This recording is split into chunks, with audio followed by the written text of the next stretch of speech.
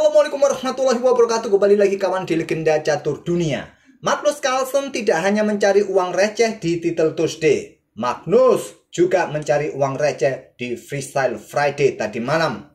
Turnamen ini adalah turnamen mingguan, turnamen catur 960, jumlah hadiahnya $1000, hanya ada satu sesi, dan tadi malam Magnus Carlsen finish di posisi ketiga. Sebentar, lagi-lagi Magnus telepon kawan, sebentar. Ada yang mau titip salam? Sebentar ya. Halo. Sorry, lagi-lagi bukan Magnus Carlsen. Sorry. Sampai mana tadi ya? Magnus Carlsen mempunyai 9 poin yang sama. Kalah tiebreaks dari Sina Movahed dan Sam Sevian kawan. Dan Magnus sempat kalah pada game kedua kawan. Nah, game inilah yang akan kita otak-atik ya. Bagaimana Magnus Carlsen ini kok bisa kalah. Langsung ke papan analisisnya. Dimana Carlsen pegang hitam dan acakannya seperti ini. Nomor berapa acakannya admin juga nggak tahu. Yang pasti seperti ini, seperti biasa. Kita coba cek apakah ada pion yang nggak terkawal. Sepertinya pion G ya. Pion G ini ya. Nah, pion G. Oleh karena itu kawan, di sini putih membuka permainan dengan pion B4 langsung menyerang pion lemah. Magnus bermain dengan pion F6, pion F3 juga untuk mencegah diagonal terang panjang kawan. Dan pion A5 ataupun pion C6 buka diagonal sniper disarankan oleh engine. Magnus memilih dengan pion pusat E5.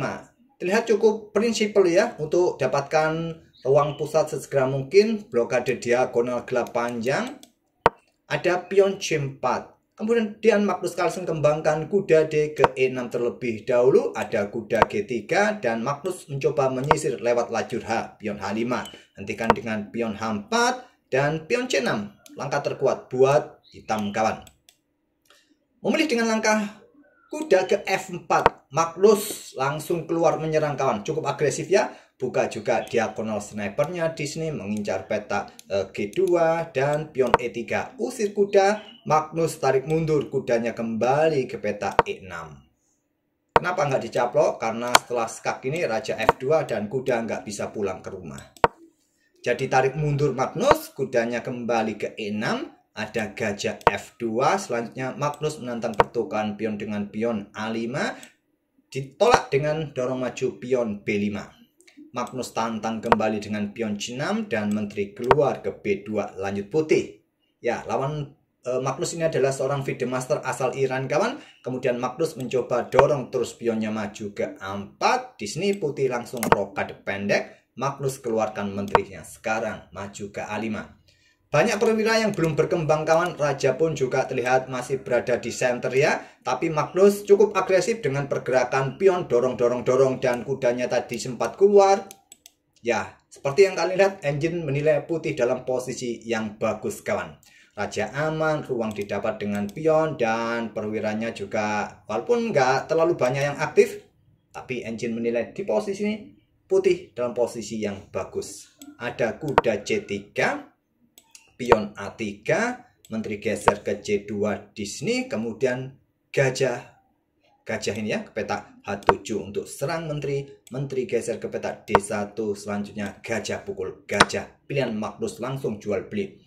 Kenapa nggak dibuka saja lajur C ini? Ambil contoh ya dengan pion C pukul pion B6, maka putih yang akan mendahului, kuda ambil balik, persiapan rokade, dan kuda caplok pion B5. Dan lajur B pun nggak ada masalah buat putih, nggak ada masalah. Jadi pilihan terbaik dari Magnus gajah pukul gajah B1, benteng ambil balik, dan kuda G6. Lanjut Magnus segera untuk rokade mencoba menyerang pion. Ada menteri C2, serang kuda, dan Magnus lagi-lagi nggak berani ambil pion kawan. Dia melangkah kuda mundur ke E7. Kalau ambil pion di sini selepas kuda ke E2 di sini discover, lagi-lagi kuda nggak punya tempat untuk pulang ke rumah. Kalau dilanjutkan dengan pion, coba lihat bahayanya di sini nanti kawan. Maka terlebih dahulu dengan pion B pukul pion C6. Pion B ambil balik pion C6, lajur B juga terbuka kawan. Baru gajah sikat kuda ambil balik dan serangan meluncur menteri peta G6 cek. Kalian koneksikan dua benteng kalian, maka akan diikuti dengan langkah kuda E4 menyerang pion di sini. Ada benteng C bergerak ke F8, maka benteng sikat gajah ambil balik. Nah, amburadul kalian ya. Nah, benteng kalian jatuh semua nanti. Kalau di sini tadi dengan benteng H yang perkuat lajur F kawan, maka menteri akan caplok pion kalian. Tetap akan merugikan buat hitam. Jadi Magnus melangkah kuda ke E7. Ada kuda F5 menantang pertukaran. Magnus menahan diri. Menteri mundur ke D8. Sekarang pion D4 dobrak peta pusat. Pion E pukul pion D4. Pion E ambil balik pion D4. Kemudian Magnus rokade dan ada benteng FE1. Idenya untuk menekan kuda di sini ya. Nah, dicaplok nanti diikuti dengan langkah pion dorong maju. Oleh karena itu Magnus yang mendahului pertukaran kuda pukul kuda F5, menteri ambil balik kuda F5 dan menteri keluar ke A5. Untuk menekan kuda ini langkah kuatnya Magnus memilih dengan kuda ke F4. Lagi-lagi cukup agresif pergerakan Magnus Carlsen di sini. Ada gajah G3. Pion G3 yang lebih kuat. Nanti diikuti langkah kuda ini bergerak ke peta E4. Dengan gajah G3, kuda E6, gajah pukul gajah B8, benteng ambil balik. Selepas itu putih melangkah pion D5. Kuda D4 serang menteri, menteri ambil pion H5, Magnus melanjutkan dorong maju pion F5. Di sini benteng B D1, serang kuda. Ya, panah bertanda biru merupakan langkah terbaiknya kawan. Untuk menantang pertukaran seumpama diterima ya. Seumpama diterima di sini ada benteng FE8. Kalian coba dorong pion untuk ya batasi ruang gerak, nggak bagus ya buat hitam. Tapi memilih dengan langkah benteng BD1, Magnus menteri F6, ada menteri G5 dan di sini Magnus terburu-buru untuk caplok. Ya harap maklum kontrol waktu hanya tersisa belasan detik saja ya. Ya seperti yang ditunjukkan panah biru. Kuda ambil tempo cek garpu menteri. Nah, gantinya nanti kuda yang di sini. Magnus melewatkannya, kawan. Memilih dengan langkah menteri pukul menteri, ambil balik. Sekarang pion C5, perkuat posisi kuda. Posisinya cukup nyaman ya. Tapi di sini ada pion D6. Langkah bagus. Ya, untuk dukungan bagi bentengnya nanti menusuk baris ke-7 ataupun kosongkan ruang bagi kuda, kawan. Ada benteng FE8. Di sini kuda D5.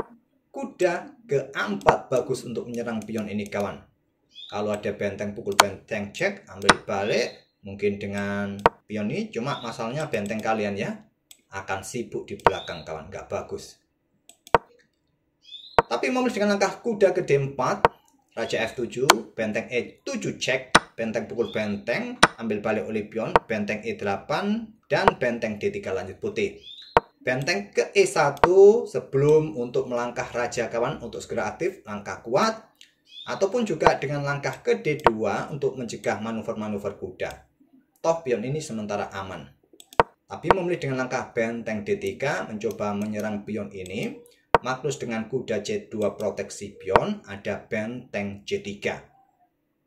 Ya, tadi segera aktifkan raja merupakan opsi kuatnya, tapi memilih dengan benteng C3. Magnus dengan kuda B4 menantang pertukaran, ditolak dengan langkah kuda ke B6. Kalau diterima seperti ini kawan ya, benteng B3 mungkin kalau ambil pion sekarang, mungkin putih akan aktifkan raja terlebih dahulu ya, kontrol 3 peta ini sebelum ambil pion yang di sini. Mungkin tantang saja untuk memecah pion putih. Benteng ambil pion di sini, ambil pion yang di sini, ambil yang di sini, mungkin dirasa permainan bisa berakhir miss. Tapi memilih dengan langkah kuda B6 dan raja yang ambil pion ini langkah terkuatnya, tapi memilih ambil menggunakan benteng.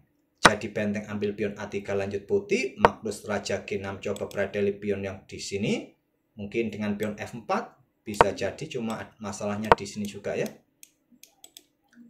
Putih memilih dengan langkah kuda ke C8.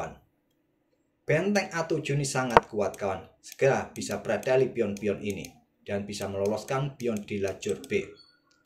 Tapi memilih dengan langkah kuda C8. Benteng E1 cek, Raja F2, benteng mundur ke E6, benteng D1 kawan. Langkah kuatnya dengan benteng mundur ke A6 dan di sini kawan benteng A7. Banyak sekali langkah-langkah yang tidak akurat kawan.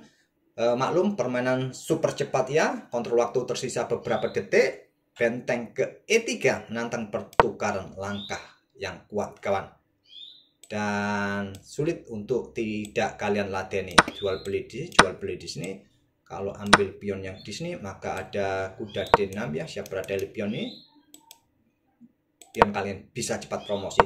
Tapi memilih dengan benteng A7, kuda D3 cek, raja G3, pion F4 cek, raja G4, benteng E2. Awas, ada potensi terjebak raja, tapi kurang dukungan. Untuk skakmatnya sih enggak, paling ya skaknya mondar-mandir berakhir miss. Raja H3 pilihan putih, kuda F2 cek, raja H2, benteng E1 persiapan skakmat kawan, pion G3 berikan ruang pergerakan, benteng E2 persiapan discover cek, pion G pukul pion F4, kuda G4 cek. Langkah kuatnya segera aktifkan raja di sini. Tapi memilih dengan kuda G4 cek, raja H3, kuda F2 cek.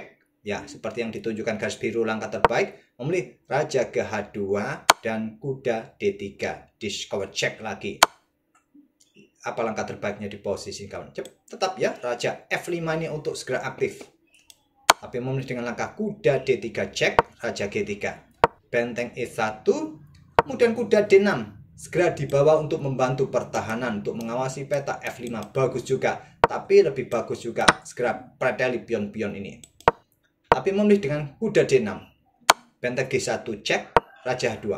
Benteng D1, sekarang benteng ambil pion B7. Magnus dalam posisi yang berbahaya. Kuda caplok pion F4, kuda E4.